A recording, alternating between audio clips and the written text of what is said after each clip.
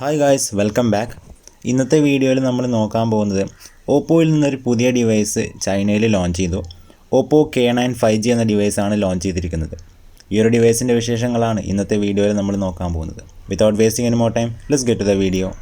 Okay, അപ്പോൾ നമ്മൾ ആദ്യം ഡിസ്പ്ലേ നോക്കുകയാണെന്നുണ്ടെങ്കിൽ 6.43 ഇഞ്ചാണ് ഡിസ്പ്ലേ സൈസ് വരുന്നത്. ഫുൾ HD പ്ലസ് റെസൊല്യൂഷനിൽ വരുന്ന സൂപ്പർ അമോലെഡ് ഡിസ്പ്ലേ ആണ് ഈ ഒരു ഡിവൈസിന് കൊടുത്തിരിക്കുന്നത്.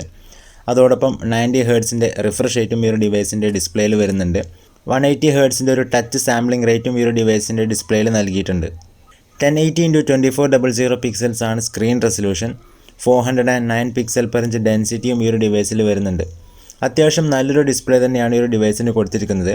പിന്നെ ഒരു പഞ്ച് ഹോൾ കട്ടാണ് ഈ ഒരു ഡിവൈസിൽ വരുന്നത്. അതിലാണ് സെൽഫി ക്യാമറ നൽകിയിരിക്കുന്നത്. ഏകദേശം 91.7% സ്ക്രീൻ ടു ബോഡി റേഷ്യോ ഈ ഒരു ഡിവൈസിൽ വരുന്നുണ്ട് എന്നാണ് കമ്പനി അവകാശപ്പെടുന്നത്. 750 നിറ്റ്സിൻ്റെ ഒരു പീക്ക് ബ്രൈറ്റ്നസ് ആണ് ഈ ഒരു ഡിവൈസിന് കൊടുത്തിരിക്കുന്നത്. 20:9 എന്ന ആസ്പെക്ട് റേഷ്യോയിലാണ് ഓപ്പോ K9 എന്ന ഡിവൈസ് വരുന്നത്.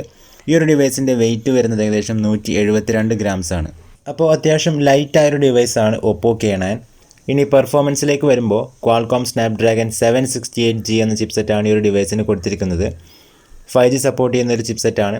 എഡ്രീനോ 620 ആണ് ഈ ഒരു ഡിവൈസിൽ വരുന്ന GPU. ആൻഡ്രോയിഡ് 11 ബേസ് ചെയ്തിട്ടുള്ള ഓപ്പോയുടെ ColorOS 11.1 ആണ് ഈ ഒരു ഡിവൈസിൽ വരുന്ന യൂസർ ഇൻ്റർഫേസ്. ഓപ്പോ K9 എന്ന ഡിവൈസ് 2 വേരിയൻസിലാണ് ലോഞ്ച് ചെയ്തിരിക്കുന്നത്. റാം വരുന്നത് 8GB ആണ്.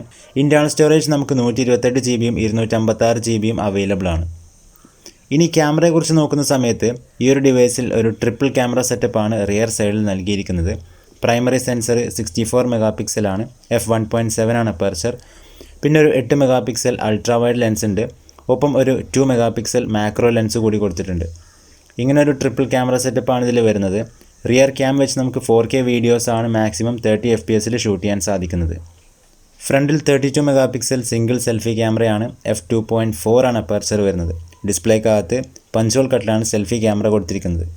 ഇനി നമ്മൾ ബാറ്ററി ഡിപ്പാർട്ട്മെൻറ്റ് നോക്കുമ്പോൾ 4300 mAh ബാറ്ററിയാണ് ഇതിൽ വരുന്നത്. അതോടൊപ്പം 65 വാട്ട്സിൻ്റെ ഒരു ഫാസ്റ്റ് ചാർജിങ്ങും സപ്പോർട്ട് ചെയ്യുന്നുണ്ട്.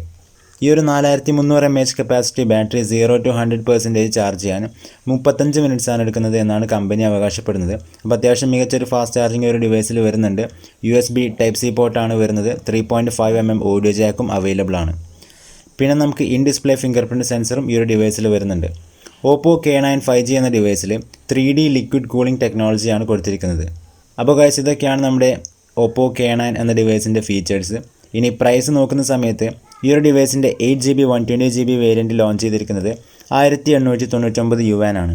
ഏകദേശം 21,600 രൂപ.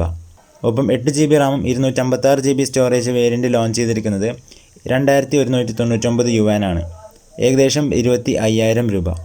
ഓവറാൾ ഈ ഒരു ഡിവൈസിനെ കുറിച്ച് നോക്കുകയാണെന്നുണ്ടെങ്കിൽ അത്യാവശ്യം നല്ലൊരു ഡിസ്പ്ലേ ആണ്. 90 ഹെർട്സ് റിഫ്രഷ് റേറ്റ് വരുന്ന super AMOLED display. Snapdragon 768G എന്ന ചിപ്സെറ്റാണ്. അത്യാവശ്യം നല്ലൊരു പെർഫോമൻസ് നമുക്ക് ലഭിക്കുന്നതായിരിക്കും. 64 mega triple camera setup, 4300 mAh battery, 65 വാട്ട്സിൻ്റെ ഫാസ്റ്റ് ചാർജിങ്.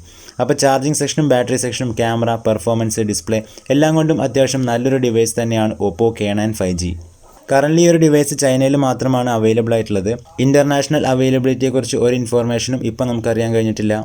അപ്പോൾ ഗായ്സ്, ഈ ഒരു ചെറിയ വീഡിയോ നിങ്ങൾക്ക് എല്ലാവർക്കും ഇഷ്ടമായെന്ന് വിചാരിക്കുന്നു. വീഡിയോ ഇഷ്ടപ്പെട്ടാൽ ലൈക്ക് ചെയ്യുക, ഷെയർ ചെയ്യുക. ചാനൽ ആദ്യമായിട്ട് കാണുന്നവർ സബ്സ്ക്രൈബും ചെയ്യുക. അടുത്തൊരു വീഡിയോയിൽ വീണ്ടും കാണാം.